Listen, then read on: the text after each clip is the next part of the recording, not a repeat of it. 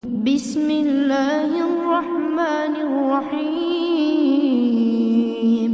ياسين والقرآن الحكيم إنك لمن المرسلين على صراط مستقيم تنزيل العزيز الرحيم لتنذر قوما ما أنذر آباؤهم فهم غافلون لقد حق القول على أكثرهم فهم لا يؤمنون إنا جعلنا في أعناقهم أغلالا فهي إلى الأذقان فهم مقمحون وجعلنا من بين أيديهم سدا ومن خلفهم سدا فأغشيناهم فهم لا يبصرون وسواء عليهم أأنذرتهم أم لم تنذرهم لا يؤمنون إنما تنذر من اتبع الذكر وخشي الرحمن بالغيب فبشره بمغفرة وأجر كريم إنا نحن نحيي الموتى ونكتب ما قدموا وآثارهم وكل شيء أحصيناه في إمام مبين واضرب لهم مثلا أصحاب القرية إذ جاءها المرسلون إذ أرسلنا إليهم اثنين فكذبوهما فعززنا بثالث فقالوا إنا إليكم مرسلون قالوا ما أنتم إلا بشر مثلنا وما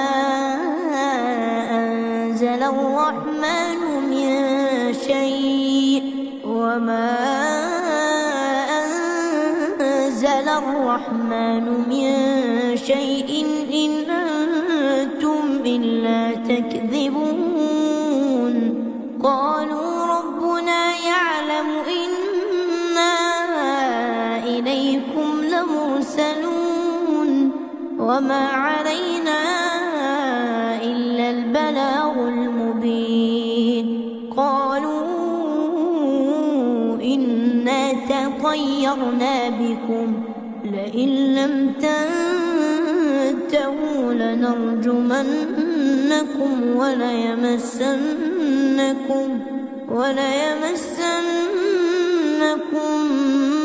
منا عذاب أليم قالوا طائركم معكم أئن ذكرتم بل أنتم قوم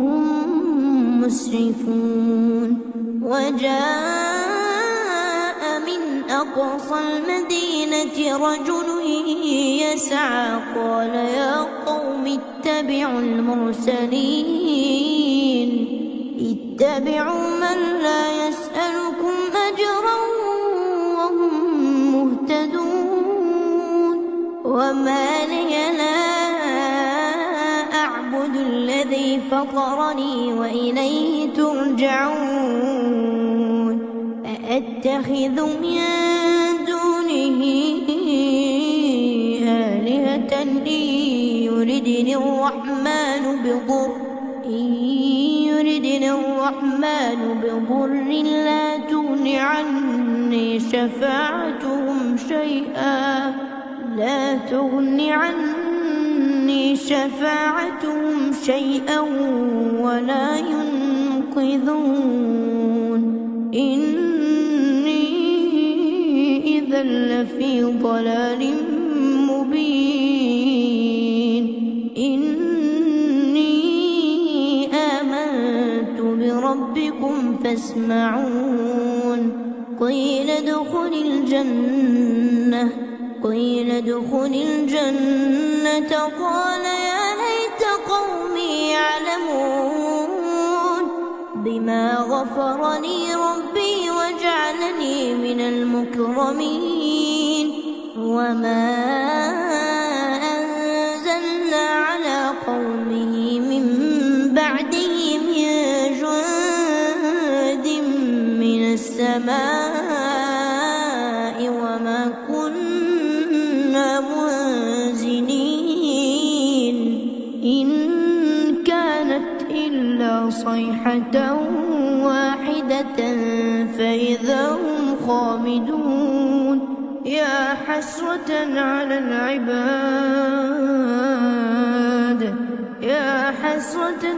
العباد ما يأتيهم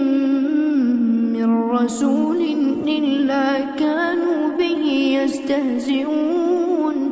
ألم يروا كم أهلكنا قبلهم من القرون أنهم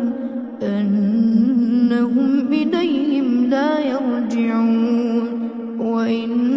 كل لما جميع لدينا محضرون وآية لهم الأرض الميتة أحييناها وأخرجنا منها حبا فمنه يأكلون وجعلنا فيها جنات من نخيل وأعناب وفجرنا فيها من العيون ليأكلوا من ثمره وما عملته أيديهم أفلا يشكرون سبحان الذي خلق الأزواج كلها مما تنبت الأرض ومن أنفسهم ومما لا يعلمون وآية لهم الليل نسلخ منه النهار فإذا هم مظلمون والشمس تجري لمستقر لها ذلك تقدير العزيز العليم والقمر قدرناه منازل حتى عاد كالعرجون القديم لا الشمس ينبغي لها أن تدرك القمر ولا الليل سابق النهار وكل في فلك يسبحون وآية لهم أنا حملنا ذريتهم في الفلك المشحون وخلقنا لهم من مثله ما يركبون وإن نشأ نغرقهم فلا صريخ لهم ولا هم ينقذون إلا رحمة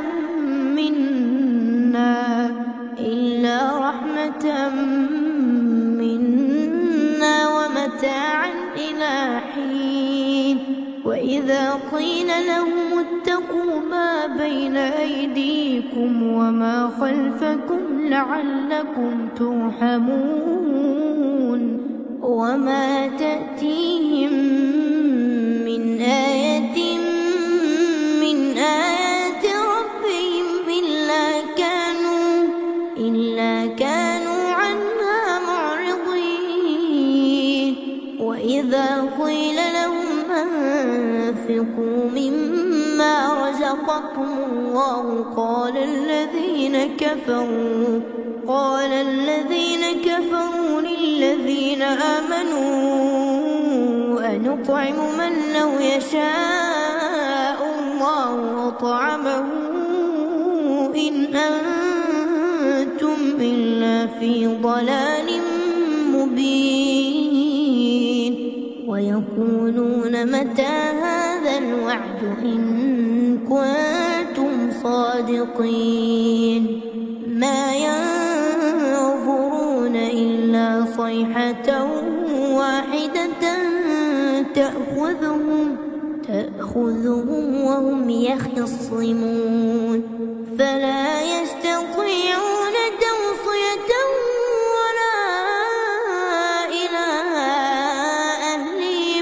ولا إلى أهلهم يرجعون ونفخ في الصور فإذا هم من الأجداث إلى ربهم ينسلون قالوا يا ويلنا من بعثنا من مرقدنا هذا ما وعد الرحمن وصدق المرسلون إن كانت إلا صيحة واحدة فإذا هم جميع لدينا محضرون فاليوم لا تظلم نفس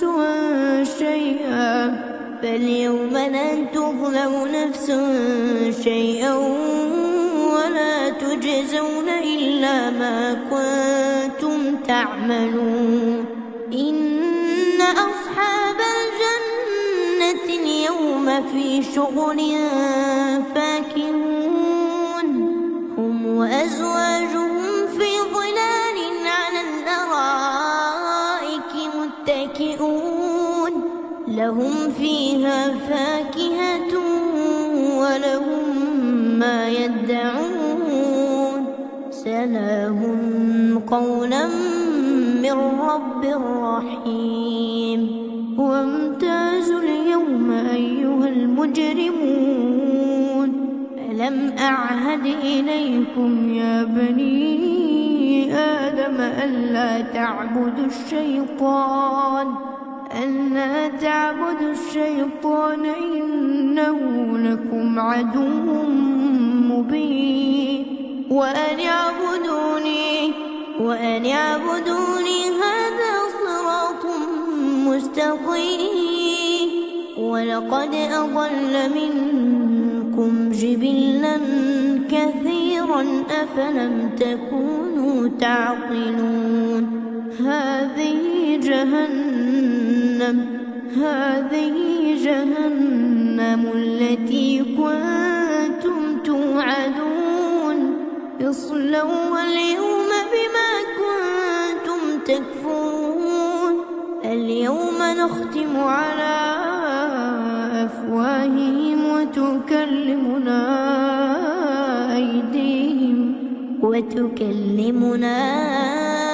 أيديهم وتشهد أرجلهم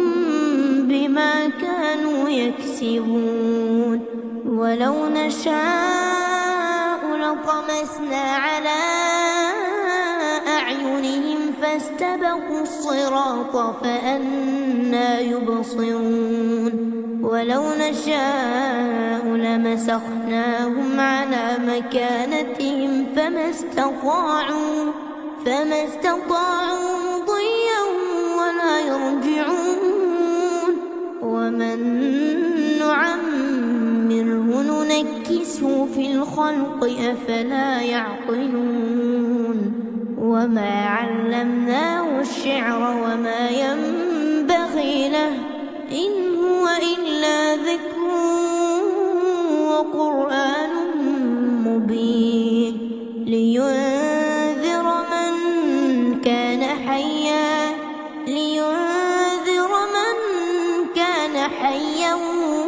ويحق القول على الكافرين أولم يروا أنا خلقنا لهم من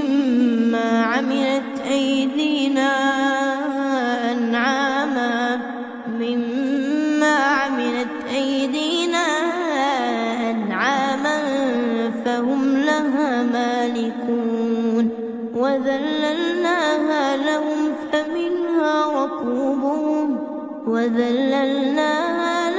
فمنها ركوبهم ومنها يأكلون ولهم فيها منافع ومشارب أفلا يشكرون واتخذوا من دون الله آلهة لعلهم ينصرون لا يستطيعون نصرهم وهم لهم جند محضرون فلا يحزنك قولهم إنا نعلم ما يسرون وما يعلنون أولم ير الإنسان أنا خلقناه من نطفة فإذا هو خصيم مبين وضرب لنا مثلا ونسي خلقه قال من يحيي العظام وهي رميم قل يحييها الذي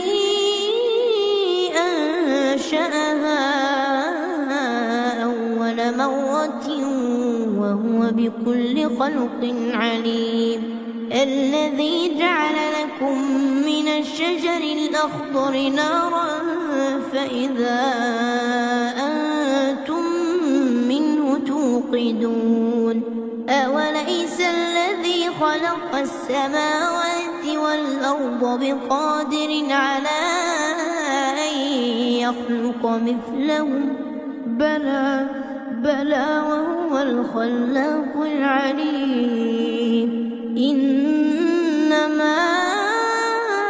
أمره إذا أراد شيئا أن يقول له كن فيكون فسبحان الذي بيده ملكوت كل شيء وإليه ترجعون.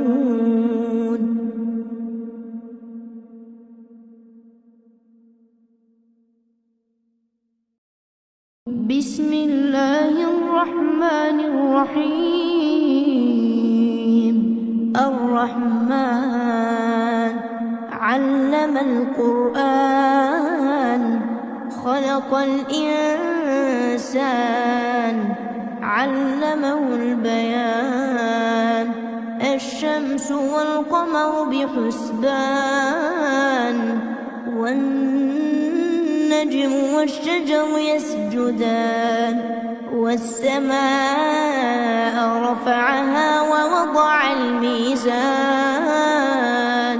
ألا تطغوا في الميزان وأقيموا الوزن بالقسط ولا تخسروا الميزان والأرض وضعها للأنام فيها فاكهة والنخل ذات الأكمام والحب ذو العصف والريحان فبأي آلاء ربكما تكذبان خلق الإنسان من صلصال كالفخار وخلق الجن من مارج من نار فبأي آلاء ربكما تكذبان رب المشرقين ورب المغربين فبأي آلاء ربكما تكذبان مرج البحرين يلتقيان بينهما برزخ لا يبغيان فبأي آلاء ربكما تكذبان يخرج منهما اللؤلؤ والمرجان فبأي آلاء ربكما تكذبان وله الجوار المنشآت في البحر كالأعلام فبأي آلاء ربكما تكذبان كل من عليها فان ويبقى وجه ربك ذو الجلال والإكرام فبأي آلاء ربكما تكذبان يسأله من في السماوات والأرض كل يوم هو في شأن فبأي آلاء ربكما تكذبان سنفرغ لكم أيها الثقلان فبأي آلاء ربكما تكذبان يا معشر الجن والإنس إن استطعتم أن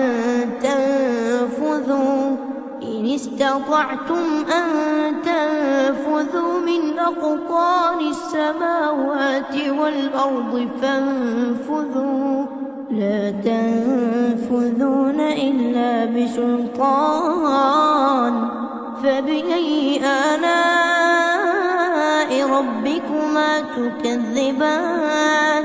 يرسل عليكما شواظ من نار ونحاس فلا تنتصران فبأي آلاء ربكما تكذبان فإذا انشقت السماء فكانت وردة كالدهان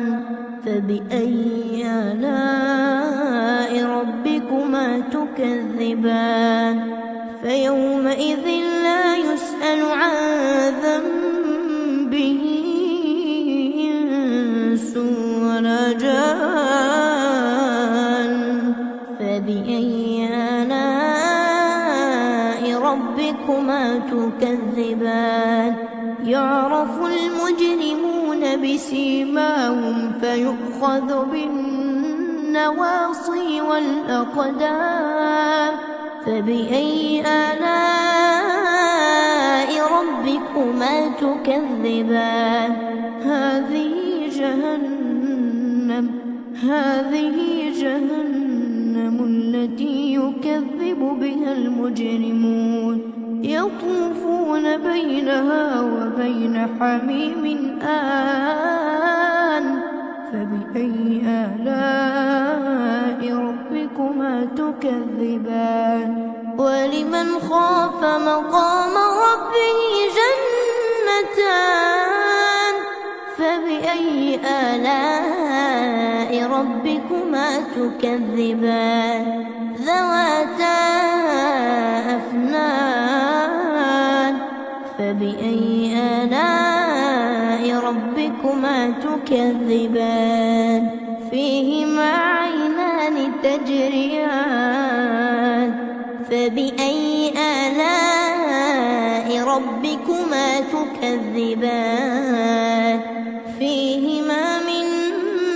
كل فاكهة زوجان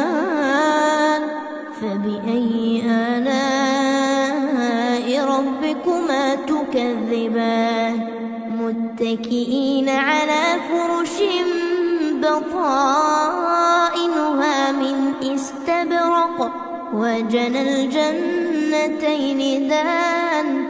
فبأي آلاء ربكما تكذبان فيهن قاصرات الطرف لم يطمثهن إنس قبلهم ولا جان فبأي آلاء ربكما تكذبان كأنهن الياقوت والمرجان فبأي آلاء ربكما تكذبان جزاء الإحسان إلا الإحسان فبأي آلاء ربكما تكذبان ومن دونهما جنتان فبأي آلاء ربكما تكذبان مدهامتان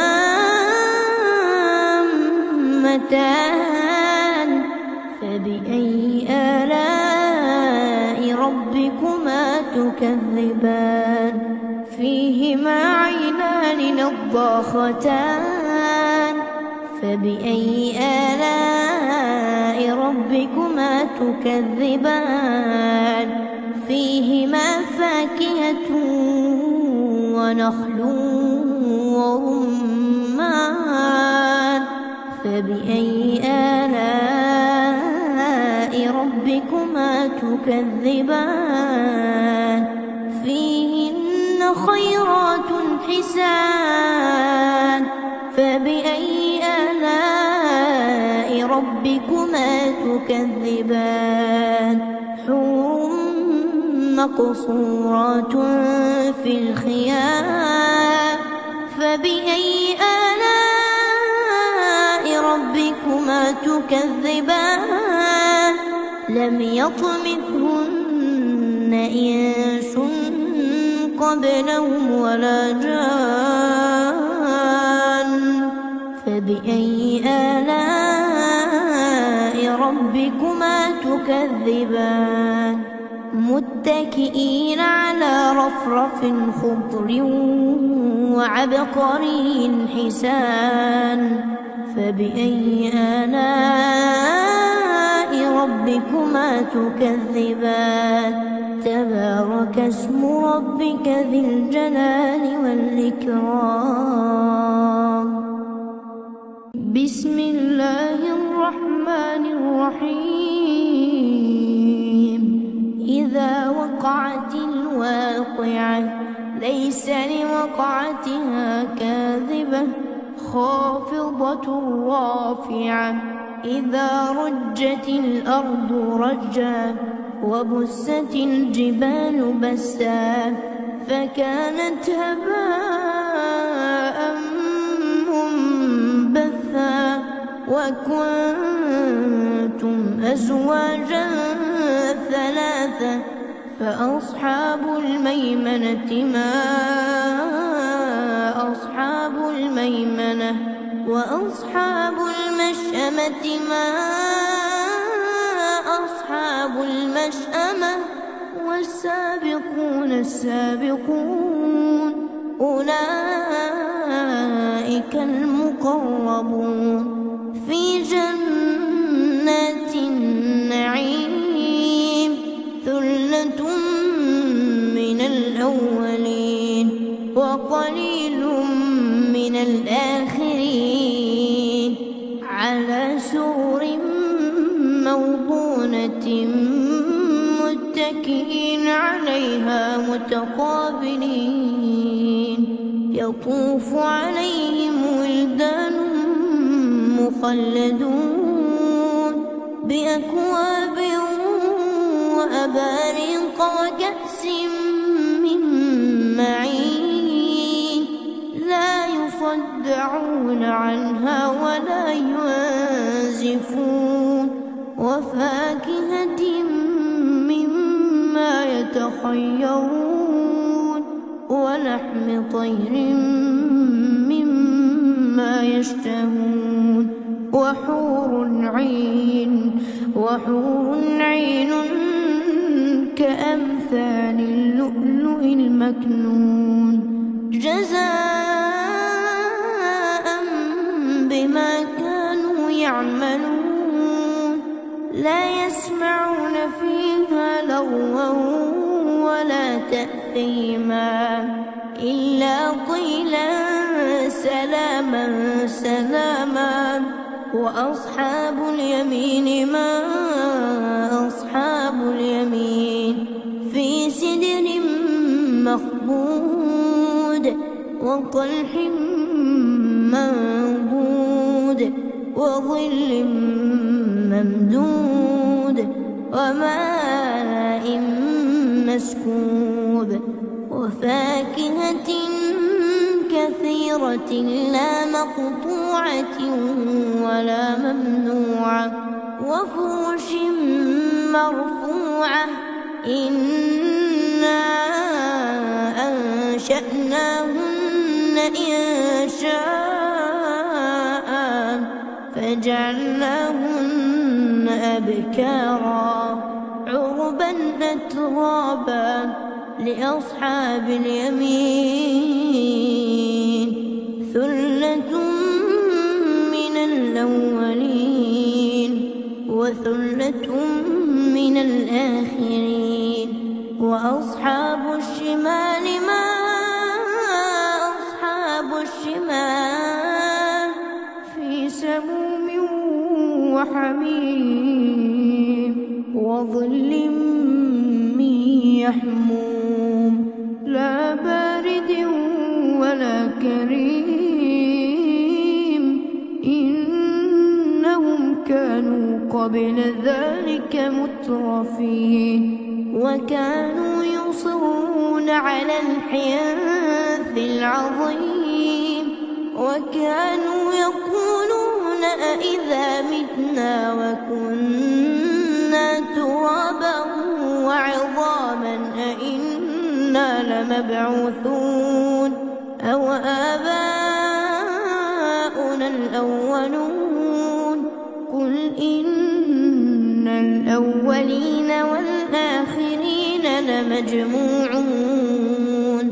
لمجموعون إلى ميقات يوم معلوم ثم إنكم أيها الضالون المكذبون لآكلون من شجر من زقوم فمالئون منها البطون فشاربون عليه من الحميم فشاربون شرب الهيم هذا نزلهم يوم الدين نحن خلقناكم فلولا تصدقون أفرأيتم ما تمنون أأنتم تخلقونه أم نحن الخالقون نحن قدرنا بينكم الموت وما نحن بمسبوقين على أن نبدل أمثالكم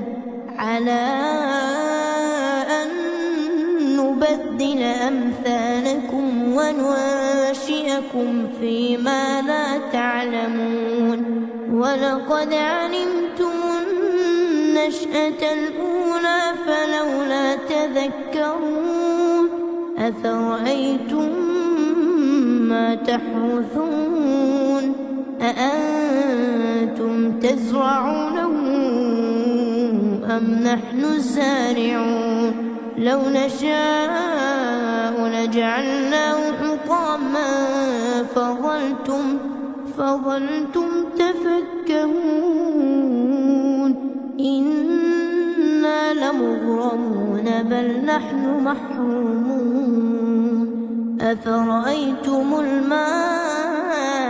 الذي تشربون أأنتم أنزلتموه من المزن أم نحن المنزلون لو نشاء جعلناه أجاجا فلولا تشكرون أفرأيتم النار التي تورون أأنتم أنشأتم شجرتها أم نحن المنشئون نحن جعلناها تذكرة ومتاعا للمقوين فسبح باسم ربك العظيم فلا أقسم بمواقع النجوم وإنه لقسم لو تعلمون عظيم إنه لقرآن كريم في كتاب مكنون لا يمسه إلا المطهرون تنزيل من رب العالمين أفبهذا الحديث أنتم مدهنون وتجعلون رزقكم أنكم تكذبون فلولا إذا بلغت الحلقوم وأنتم حينئذ تنظرون ونحن أقرب إليه منكم ولكن لا تبصرون فلولا إن كنتم غير مدينين ترجعونها إن كنتم صادقين فأما إن كان من المقربين فروح وريحان وجنة نعيم وأما إن كان من أصحاب اليمين فسلام لك من أصحاب اليمين وأما إن كان من المكذبين الضالين فنزل من حميم وتصلية جحيم إن هذا لهو حق اليقين فسبح باسم ربك العظيم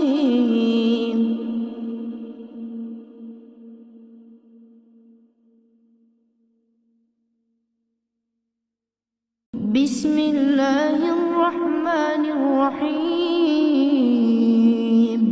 تبارك الذي بيده الملك وهو على كل شيء قدير الذي خلق الموت والحياة ليبلوكم أيكم أحسن عملا وهو العزيز الغفور الذي خلق 7 سماوات طباقا ما ترى في خلق الرحمن من تفاوت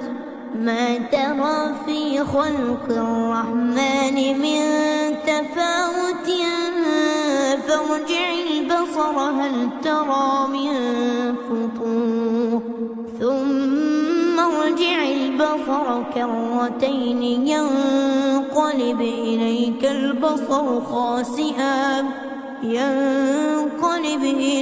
البصر خاسئا وهو حسير ولقد زينا السماء الدنيا بمصابيح وجعلناها رجوما للشياطين وأعتدنا لهم عذاب السعير وللذين كفروا بربهم عذاب جهنم وبئس المصير إذا ألقوا فيها سمعوا لها شهيقا وهي تفور تكاد تميز من الغيظ كلما ألقي فيها فوج سألهم خزنتها ألم يأتكم نذير قالوا بلى قد جاءنا نذير فكذبنا وقلنا وقلنا ما نزل الله من شيء إن أنتم إلا في ضلال كبير. وقالوا لو كنا نسمع أو نعقل ما كنا في أصحاب السعير فاعترفوا بذنبهم فسحقا لأصحاب السعير. إن الذين يخشون ربهم بالغيب لهم مغفرة وأجر كبير. وأسروا قولكم أو اجهروا به إنه عليم بذات الصدور. ألا يعلم من خلق وهو اللطيف الخبير. هو الذي جعل لكم الأرض ذلولا فامشوا في مناكبها وكلوا من رزقه وإليه النشور. أأمنتم من في السماء أن يخسف بكم الأرض فإذا هي تمور. أم أمنتم من في السماء أن يرسل عليكم حاصبا فستعلمون كيف نذير. ولقد كذب الذين من قبلهم فكيف كان نكير. أولم يروا إلى الطير فوقهم صافات ويقبض ما يمسكهن إلا الرحمن إنه بكل شيء بصير. أمن هذا الذي هو جند لكم ينصركم من دون الرحمن إن الكافرون إلا في غرور. أمن هذا الذي يرزقكم من أمسك رزقه بل لجوا في عتو ونفور. أفمن يمشي مكبا على وجهه أهدى أمن يمشي سويا على صراط مستقيم. قل هو الذي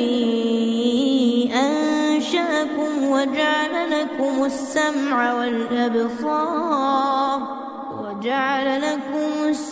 والأبصار والأفئدة قليلا ما تشكرون. قل هو الذي ذرأكم في الأرض وإليه تحشرون. ويقولون متى هذا الوعد إن كنتم صادقين. قل إنما العلم عند الله وإنما أنا نذير مبين. فلما رأوه زلفة سيئت وجوه الذين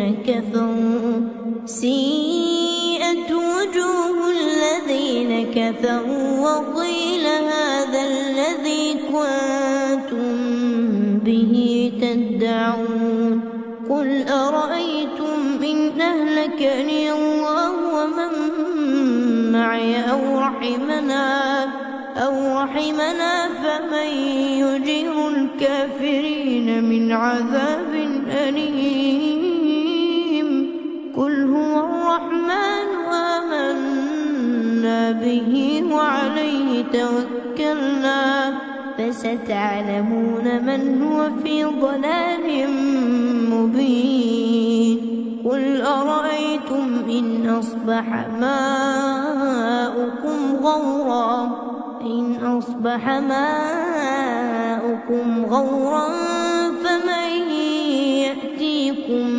بماء